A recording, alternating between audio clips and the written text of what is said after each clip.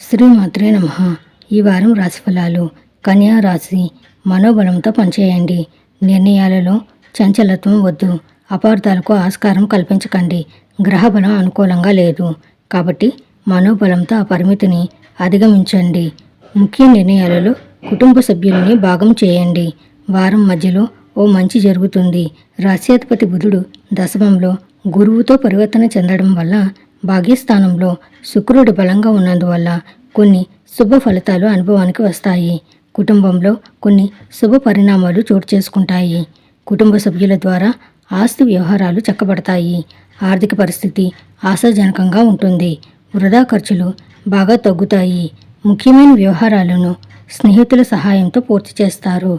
వృత్తి వ్యాపారాల్లో కీలకమైన మార్పులు చేపడతారు. ఉద్యోగంలో సహోద్యోగులతో ఉన్న సమస్యలను పరిష్కరించుకుంటారు.